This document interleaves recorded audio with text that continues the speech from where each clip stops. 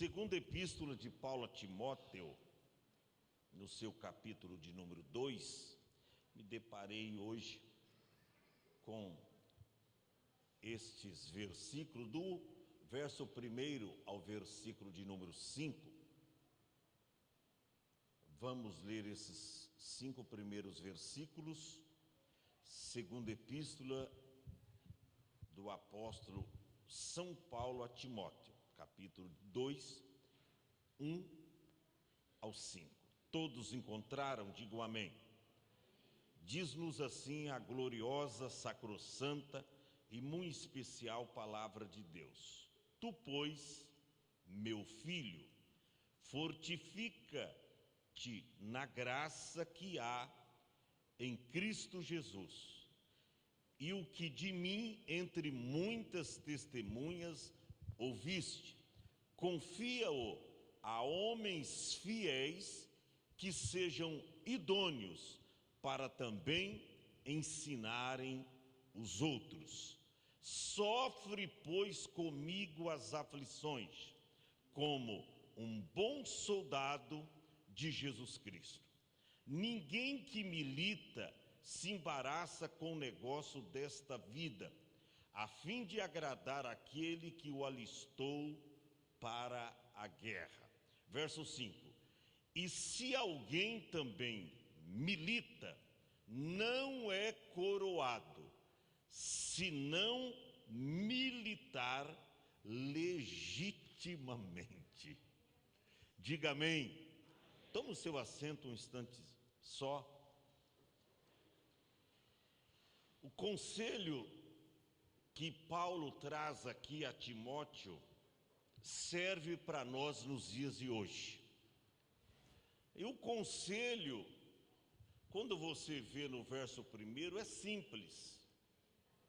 Ele diz: olha, tu, pois, meu filho, fortifica-te na graça. Ele estava orientando, ele estava aconselhando Timóteo, que era filho na fé e estava no primórdio, no começo do seu ministério. E ele diz: olha, as lutas virão e você já está enfrentando algumas, mas se você se fortificar na graça que há em Cristo Jesus, ou seja, você vai vencer. Nada vai te deter, nada vai te parar. E isso serve para mim e você nos dias atuais. Quantos problemas nós enfrentamos? Quantas dificuldades nós vivenciamos? Jesus deixou claro, João capítulo 16, verso de número 33. Ele diz: a paz de vocês está em mim. Tenho-vos dito isso para que em mim, ou seja, a paz de vocês está em mim. Mas ele diz: no mundo tereis aflições, mas tende bom ânimo, eu venci o mundo. Agora, para a gente vencer, nós temos que fazer o quê? Nos fortificar na graça que há em Cristo. Por quê? Fortificar na graça, porque graça é o favor imerecido de Deus. Você nunca leu Hebreus, no capítulo de número 4, que fala do trono da graça, que é para a gente, pela fé, o coração limpo, se aproximar do trono da graça, para ser ajudado, receber graça em tempo oportuno. Então daí a necessidade de você se fortalecer na graça de Cristo. E aí ele diz: você já ouviu muito de mim, verso 2, e o que de mim, entre muitas testemunhas, ouviste, dos meus sofrimentos, das minhas cadeias, das minhas prisões.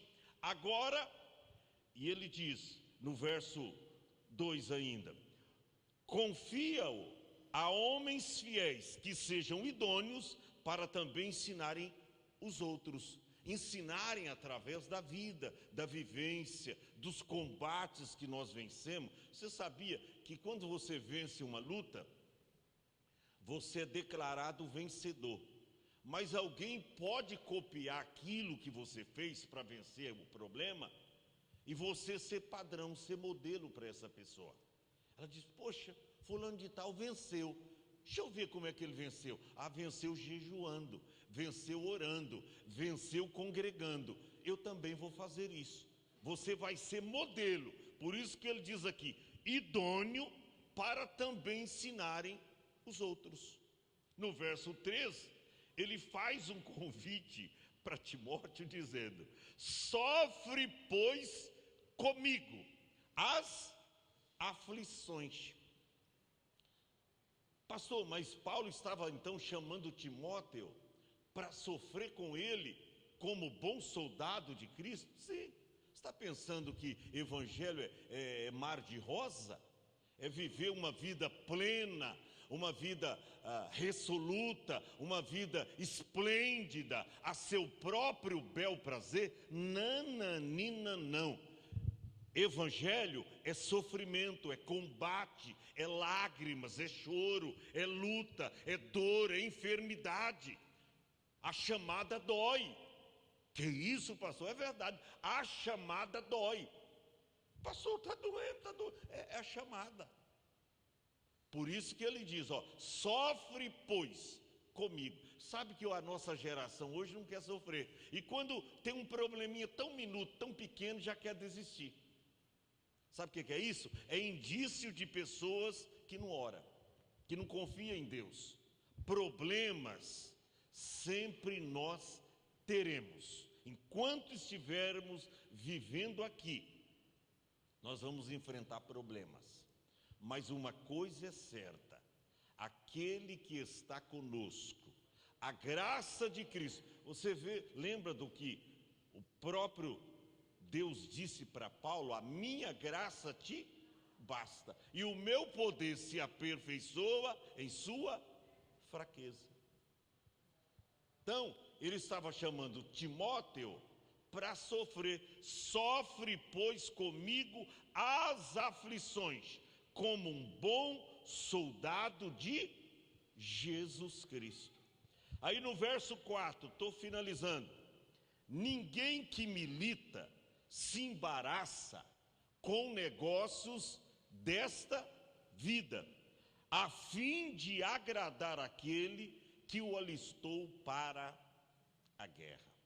Irmãos, quantos cristãos embaraçados, quantos cristãos que não conseguem se liberar para Deus, não conseguem exercer a sua chamada. Não está pegando o talento, está colocando debaixo da cama, está escondendo o talento recebido. Olha para cá, talento recebido é talento para ser negociado. Porque quando Jesus vier, ele diz: o que você fez com o meu talento? Com a capacidade que eu te dei para pregar, para orar, para chamar alguém para a igreja, o que é que você está fazendo? Quantos cristãos embaraçados?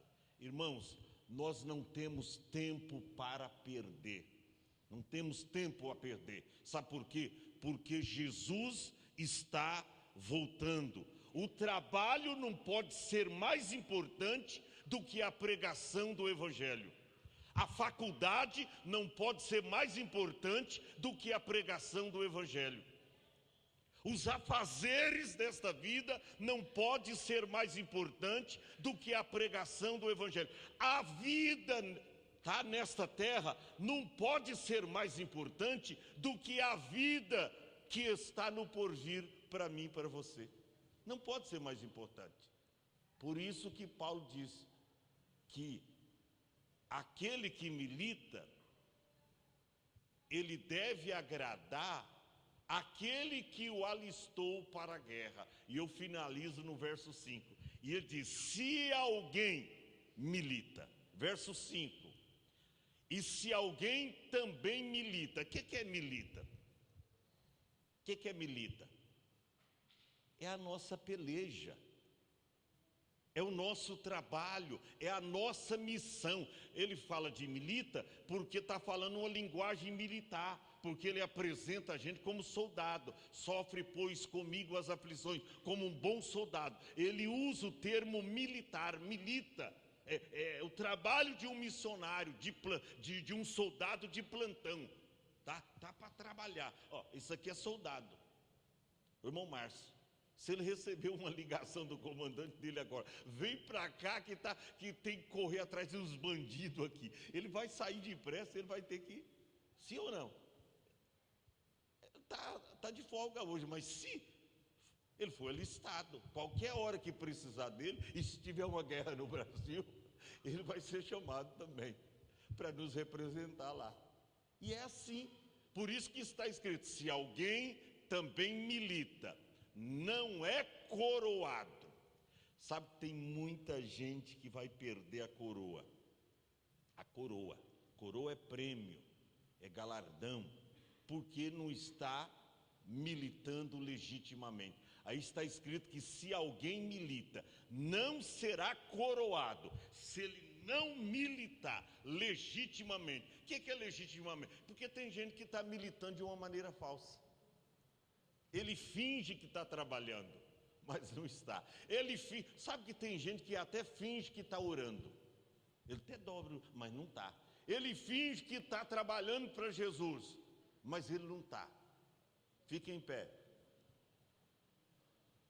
Diga assim para o teu irmão: você é um soldado de Cristo. Pergunte para ele: você está militando legitimamente como um bom soldado de Jesus Cristo? Está militando, irmão? Pastor, mas é difícil, né? Porque as lutas, os problemas para a gente militar. Paulo diz assim, no outro versículo, que as armas da nossa milícia, está vendo?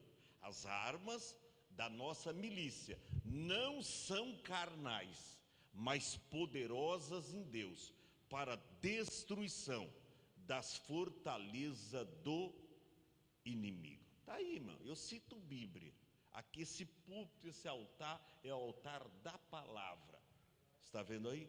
Porque as armas da nossa milícia, por isso, termo militar, Paulo estava usando agora para a igreja de Corinto. Não são carnais, porque se fosse, irmão, eu estaria com metralhadora aqui. Alguém com fuzil. Você ia pegar os revólver que usa lá no dia a dia. Opa! Cada um com revólver, né? Alguém aí com a garrucha, alguém com espingarda, e assim sucessivamente. Mas as armas da nossa milícia não são carnais, mas sim poderosas em Deus.